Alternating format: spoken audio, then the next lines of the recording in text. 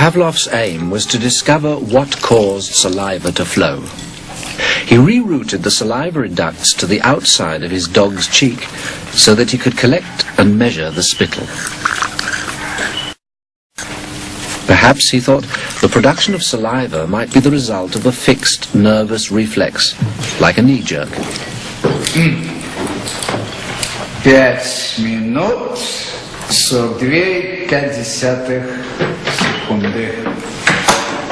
After taking many measurements of spittle, he confirmed that the dogs drooled automatically when their tongues touched food. He called the response the salivation reflex. 4,5. Хорошая собачка. Я предлагаю поменять собаку. But his work started to run into trouble.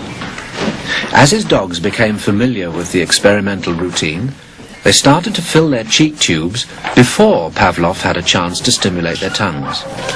The dogs were learning to anticipate food. Pavlov tried a new technique. He erected screens so that the dogs couldn't see what was going on. Before passing meat through the hatch, he introduced a stimulus that was totally unrelated to feeding. A ticking metronome.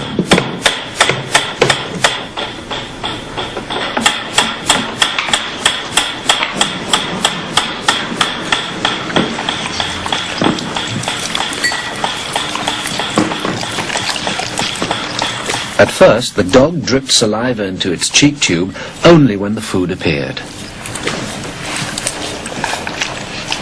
But after a number of trials, the dog began to connect the ticking with the arrival of meat.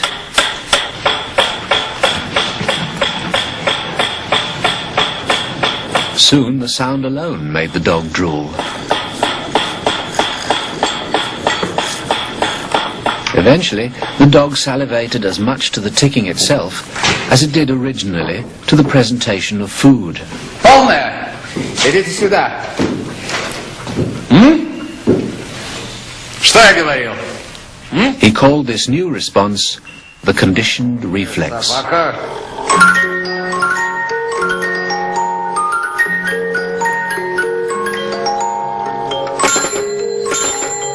Whatever the stimulus, his dogs could soon be conditioned to produce saliva.